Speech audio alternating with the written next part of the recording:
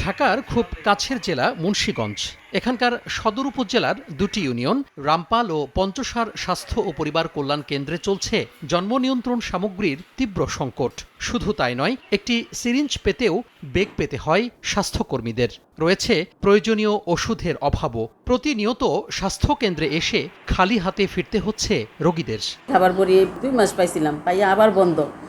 আর কন্ডমও তেমন সাপ্লাই নাই। ওষুধের প্রচণ্ডই সংকট চলতেছে। যেমন জন্ম নিয়ন্ত্রণ পদ্ধতিগুলা কখনো আসতেছে কিছু পরিমাণ, আবার কখনো আসতেছে না, অফ থাকতেছে। তখন রুগীরা আসলো ওষুধের কারণে ফেরত যাচ্ছে। বড়ি, ইঞ্জেকশন এগুলা ঠিক মতো আসে না। এখানে আসি, সেবা পাচ্ছি ঠিক আছে, কিন্তু ওষুধটা ঠিক মতো পাচ্ছি না।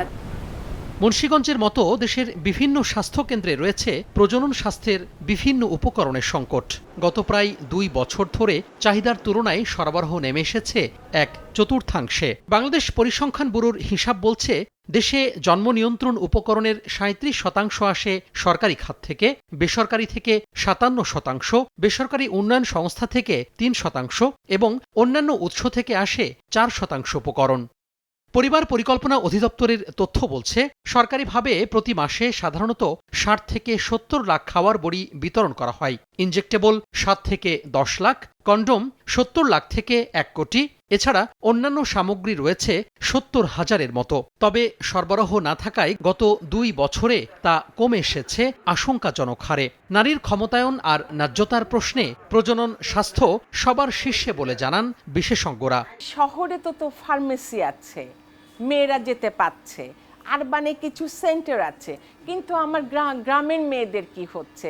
আমার যে কিশোরী মেয়েটার বিয়ে হয়ে গেল, সে কোথায় যাবে? আমরা যখন নারীর ক্ষমতায়নের কথা বলছি, আমরা যখন বলছি সমতার কথা, ন্যায্যতার কথা, তখন কিন্তু আমার প্রজনন স্বাস্থ্য 1 নাম্বার প্রায়োরিটি, যেটা এখন এসে আমরা দেখতে পাচ্ছি একদম বিপর্যয়ের সামনে আমরা দাঁড়িয়ে আছি।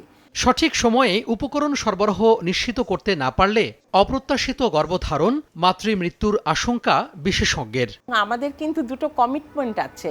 30 সালের মধ্যে আমরা মাতৃমৃত্যুর হার 0 করব, আমরা জেন্ডার ভিত্তিক সহিংসতাকে 0 করব, এবং এই কন্ট্রাসেপশন, আর্লি ম্যারেজের সাথে কিন্তু জেন্ডার বেসড ভায়োলেন্সের সম্পর্ক অত্যন্ত গভীর। এই যে সেবা গ্রহীতারা আসছে এবং ফিরে যাচ্ছে, তাতে করে ওদের ট্রাস্টটা নষ্ট হবে। সুতরাং এতদিন যে ক্লায়েন্ট মানে তৈরি করা হয়েছে, সেইগুলোকে আবার নতুন করে কাজ শুরু করতে হবে।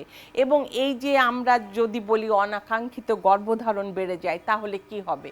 অনেকে আমরা আনসেফ আমরা বলি অ্যাবর্শনের দিকে ঝুঁকে পড়বে, তাহলে মাতৃমৃত্যুতে সেইটা আবার কন্ট্রিবিউট করবে। জুলাই গণঅভ্যুত্থান পরবর্তী অধিদপ্তরে নেতৃত্বের সংকটের কথা জানিয়ে পরিবার পরিকল্পনা অধিদপ্তরের মহাপরিচালক বলছেন, সরবরাহ স্বাভাবিক করতে নেওয়া হচ্ছে নানা পদক্ষেপ। জুলাই আন্দোলনের পরে সব সংগঠিত হতে একটু সময় লেগেছে। অনেকদিন এখানে নেতৃত্ব সংকট ছিল।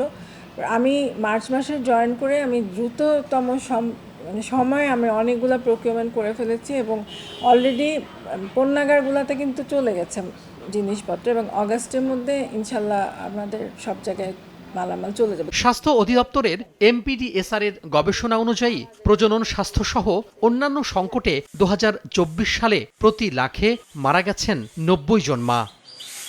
তোহা খান তামিম, সময় সংবাদ, ঢাকা।